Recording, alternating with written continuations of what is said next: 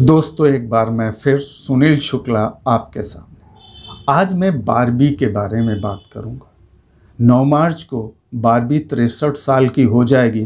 वो 63 साल बाद भी दुनिया की हर लड़की के ख्वाबों की मलिका है और उसे पाना चाहती है।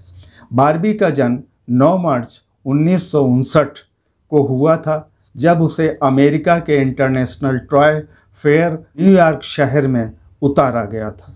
तब से लड़कियां उसकी दीवानी हो गई हैं और उनके दिलों पर राज कर रही है। एक दिन अमेरिका की महिला उद्यमी रूथ हैंडलर ने अपनी बच्ची बारबरा को देखा कि अपनी गुड़िया के साथ खेल रही है और वो बड़ों जैसा बिहेव कर रही है।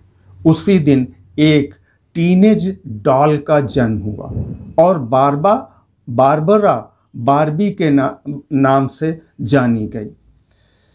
इसके बाद रूथ और उसके हस्बैंड इलियट हैंडलर ने मेटल नाम की कंपनी की स्थापना की। 3 बारबी गुड़ियां प्रति सेकंड के हिसाब से बिकती है। इसका व्यापार 1 बिलियन पाउंड से भी ज़्यादा हो गया है। बारबी 150 से ज़्यादा देशों में उपलब्ध है। हालांकि बारबी एक अमेरिकन गुड़िया है, लेकिन इसका निर्माण कभी भी अमेरिका में नहीं हुआ। पहली बार 3,50,000 बारबी गुड़िया का निर्माण हुआ, बारबी डॉल का निर्माण हुआ, जिसे जापान के घरेलू लोगों ने बनाया। अब इसका निर्माण मलेशिया, इंडोनेशिया और चाइना में किया जाता है। बारबी का निर्माण बेहद पेचीदा और कई चरणों से गुजरता है। बारबी की मार्केटिंग बेहद ग्लैमरस और टीनेज फैशन मॉडल के रूप में की गई थी। साथ में फैशन एसेसरीज को भी लॉन्च किया गया था। बारबी रातों रात नौजवान लड़कियों में पॉपुलर हो गई और बारबी ने पीछे मुड़ के नहीं देखा। अब बारबी के पास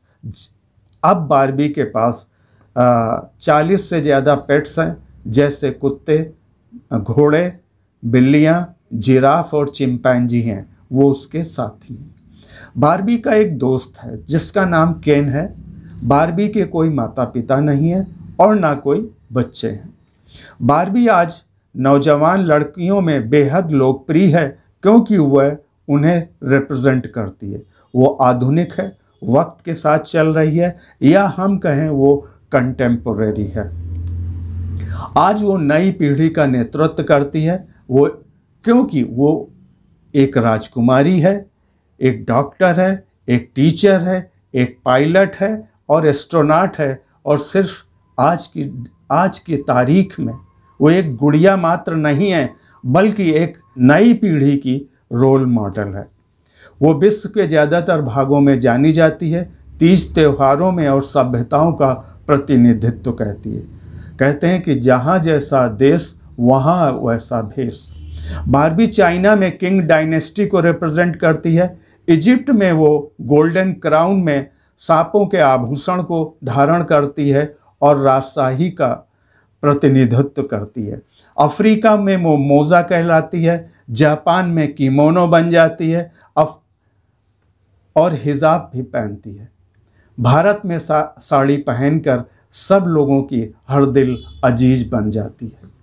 यही नहीं, वो दुनिया के त्यौहार जैसे भारत में दिवाली, अफ्रीका में क्वांजा, ब्राज़ील में कार्निवल, चाइना में नववर्ष भी मनाती है। यही नहीं, बारबी का कलेक्शन भी बड़ा ज़बरदस्त है। ये ट्रेंडी है और कंटेम्पोरेरी है। उसके पास पिंक कलेक्शन है, सिल्वर कलेक्शन है, गोल्ड कलेक्शन है और तो और प्लैटिनम कलेक्शन है। बारबी इंडिपेंडेंट है, स्वतंत्र है। बारबी ट्रेंडी है, फैशनेबल है और उसकी अपनी लाइफ स्टाइल है। उसके अपने सपने हैं जिसे वो पूरा करना चाहती है। इसमें बुरा क्या है? बारबी वक्त से पहले भी आगे थी और आज भी आगे है। आलोचना तो होगी ही।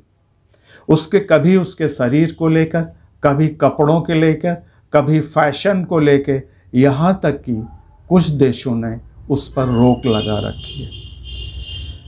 कुछ भी कहो, बारबी तो टीनेज लड़कियों के सपनों को साकार करती है और उनकी आइकॉन बन गई है। वो सफलता के चरम सीमा पर है, वो सफलता के आसमान को छू रही है। बारबी वक्त और स्वाभिमान के साथ आगे बढ़ रही है। इसी 9 मार्च को वो 63 साल की हो जाएगी। हम बारबी को उसके जन्मदिन पर बधाई देते हैं। आप भी दीजिए हैप्पी बर्थडे टू बारबी। इन शब्दों के साथ मैं सुनील शुक्ला अपनी बात को विराम देता हूँ।